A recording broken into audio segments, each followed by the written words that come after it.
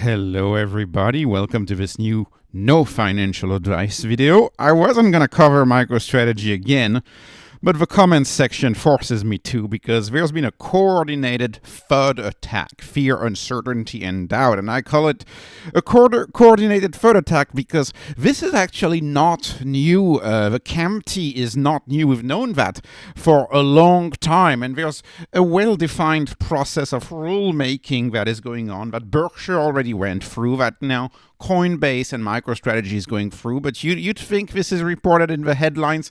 No, this is not reported in the headlines. This is just reported deep into some of the articles. Other articles don't even mention it, and they just talk about a case that Saylor had in Maryland for $40 million, which was just anyways, unrelated stuff. So that's why I call it a FUD attack. To me, it is a FUD attack, and of course, we have how many articles written about this? Hundreds, right? Hundreds. This is just 10-ish that I'm showing here. We're used to it with Bitcoin, Tesla, HIMS. I'm used to all of these journalist attacks, but this one was bad in the sense that it all came at the same time. So let's talk about it. So a lot of people are saying there's a worst-case scenario where Michael Saylor's MicroStrategy may have to pay 15% in corporate alternative minimum tax on GAAP income. And this is an IRA provision for companies with more than $1 billion in GAAP income. Well, point number one that I want to make is this is a 1 year away thing. The tax would be due in 2026. So does that mean the news cares about the long term now? Do we actually care about the long term now? Do we delete 99% of all of the news sites because now we have article about something that will have an impact 13 months from now? Is that what that means? No, this is why I say it's a coordinated attack. They did that to hurt the stock. They did that to hurt the stock. That's point number one.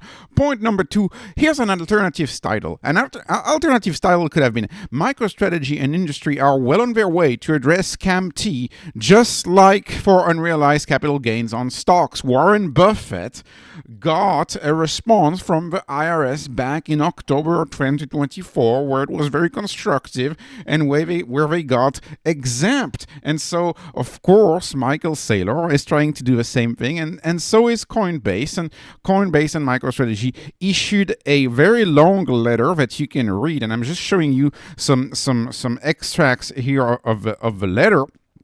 But essentially, they are explaining that the change in FASB rule made it so that now they are going to have a GAAP net income in excess of $1 billion, but it's not the GAAP net income that was intended when the Inflation Reduction Act was passed.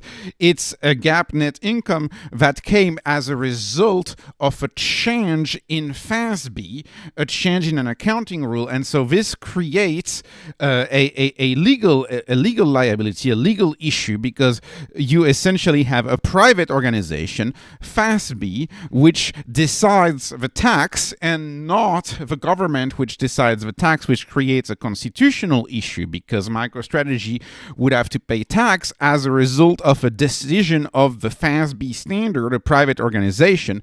And so there would be two legal issues, which is why most people think they're going to change that, just like they did for Berkshire.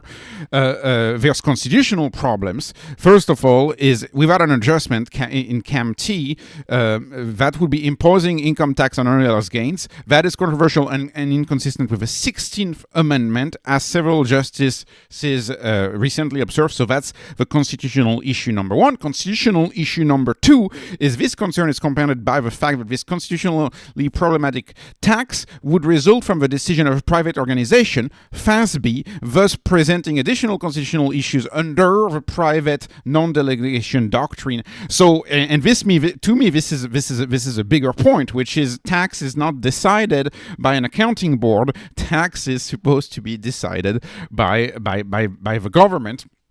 And so as a result of that, in my view, this is fairly clear that they're going to be able to get that change, especially under Donald Trump, especially under a pro-crypto administration, pro-crypto. So to me, this is not a big issue, but the articles make it seem like a big deal.